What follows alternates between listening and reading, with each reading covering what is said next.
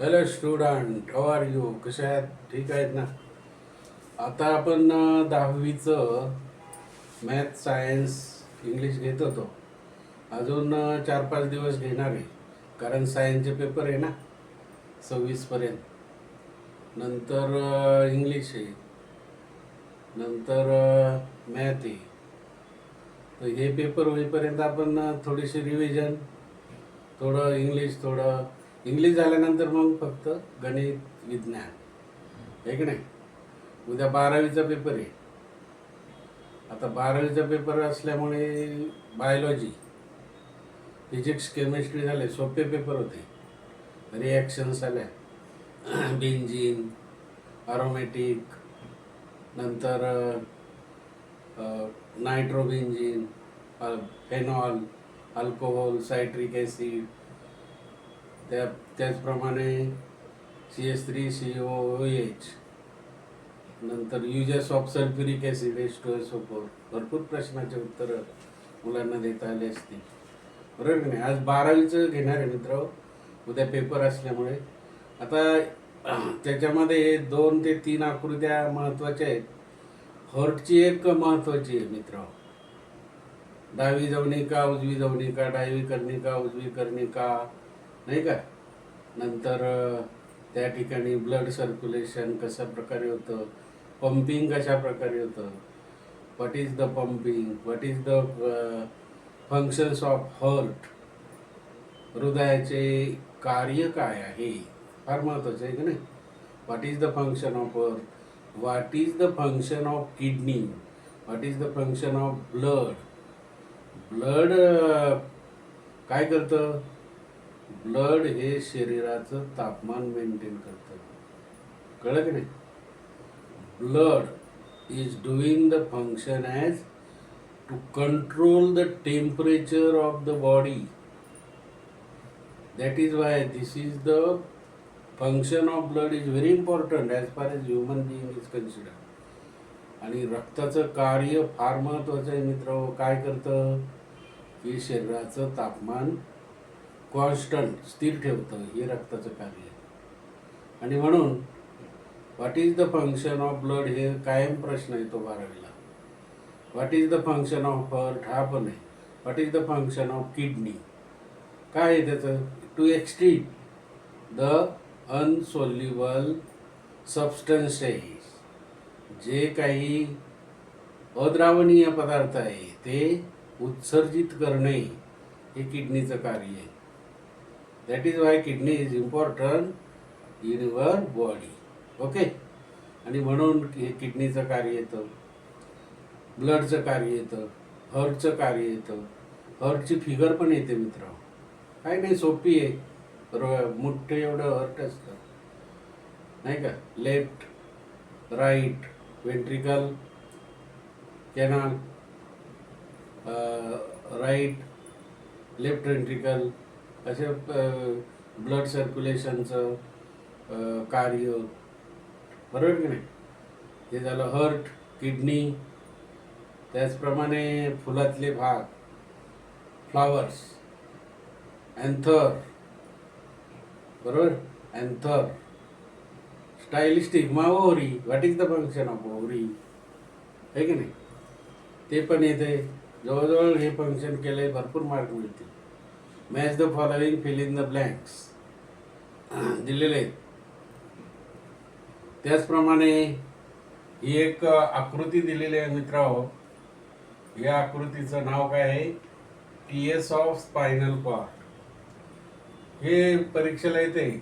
3-4 नावं जरी दिले तुम्ही, अशी आकृती काढली स्पायनल कॉर्डची, तरी तुम्हाला 2 पैकी 2, 3 मार्क असतील तर 3, अशा प्रकारे मार्क मिळतात. TS transverse section of the spinal cord. बायोलॉजीच्या पेपरमध्ये ही फिगर येते, हर्टची फिगर येते. आणि types of reproduction, 2 types of reproduction, sexual reproduction and asexual reproduction, बरोबर की नाही? आणि त्याचा फरक, मॅच द फॉलोइंग, अशा प्रकारे येतं. मग आता दुसरा, what is mean by nitrification. What is meant by nitrification? It is conversion of ammonia into nitrites.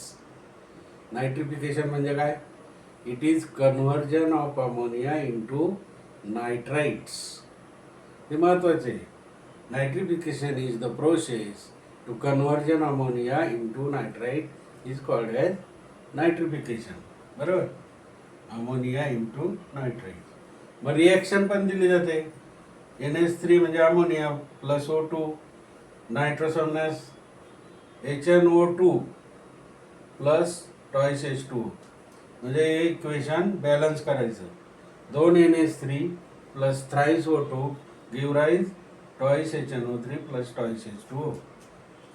आता सॉइल बॅक्टेरियम म्हणजे काय मित्र? Soil bacterium is called Nitrobacter. Fill in the blanks आलेले आहे, भरपूर वेळा येते.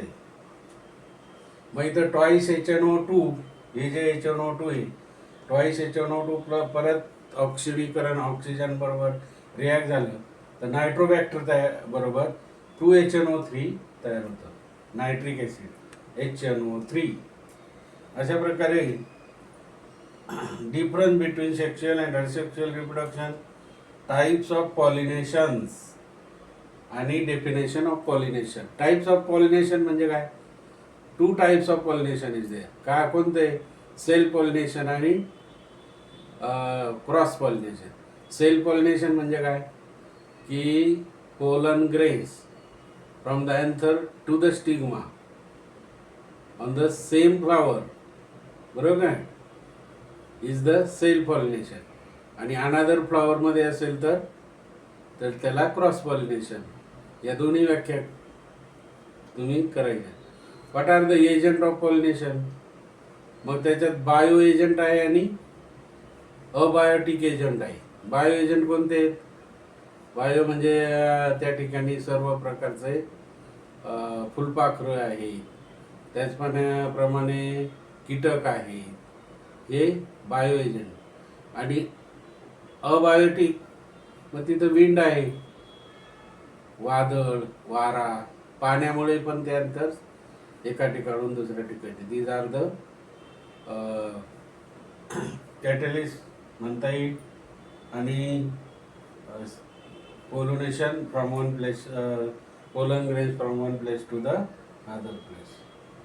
मेल रिप्रोडक्टिव्ह सिस्टीम आणि फंक्शन ऑफ ओव्हरी, किडनी सांगितलं आता. Stigma, anther and petals, sepals, बरोबर की नाही? फ्लॉवरमधलं फ्लॉवरची आकृती व्यवस्थित असते, 10वीला आहे 12वीला आहे. नंतर मॅच द फॉलोइंग दिलं आहे, first, second, third, fourth. Question पेपरमधलं आहे मित्रांनो. तर बीचं डायफ्रॅगम आहे, डायफ्रॅगम. बीचं प्रायमरी प्रोड्युसर प्रथम. नंतर तिसरा आयडी रेटिना माहिती आहे का तुम्हाला? चौथं त्या ठिकाणी कॅम्ब्रियन 2 मार्काचं आहे ते. नंतर गाळलेली जागा आहे. तर इथिलीनचं काम काय आहे? Ethylene is responsible for fruit ripening. बरोबर आहे की नाही? रिपनिंग म्हणजे परिपक्व होण्यासाठी कोणतं केमिकल वापरतात? इथिलीन वापरतात, बरोबर, फॉर फ्रूट्स रिपनिंग. आता या ठिकाणी इकॉनॉमिक इम्पॉर्टन्स ऑफ फिशरी. आता इकॉनॉमिक इम्पॉर्टन्स ऑफ फिशरी म्हटलं तर आपल्याला एम्प्लॉयमेंट म्हणजे आपल्याला स्वतःचं काम मिळतं, बिझनेस नाही का, स्वतःचा उदरनिर्वाह करता येतो. त्याचप्रमाणे आता बरीचशी फिशरी झालेली आहे, वाढलेली आहे आता मच्छीमारी. त्याचप्रमाणे लार्ज स्केल म्हणजे पॉन्ड्स, तळे, हे शेतामध्ये तळे शेतकरी करायला लागले, मोठमोठे तळं. त्याचप्रमाणे पाणी, बांध हे टाकायला लागले. It is a large scale ponds. आणि सेल्फ एम्प्लॉयमेंट म्हणजे आता इकॉनॉमिक इम्पॉर्टन्स जर म्हटलं तर fishes are caught very extend power, highly raised. It is large scale ponds in the farm land. ते आणि सेल्फ एम्प्लॉयमेंट भरपूर लिहिता येईल तुम्हाला 3 मार्काचे. जवळजवळ हे 20 ते 22 मार्काचं आहे मित्रांनो. ज्यांना अगदी काहीच येत नाही ते जरा अभ्यास करून आणि त्यांचा स्वतःचा अभ्यास बायोलॉजीमधला ecology, what is mean by ecology, what's are the evolution, what are the fossils पण येतात, इव्होल्युशन्स, आणि what is mean by photosynthesis, give the oxygen much more, नाही का.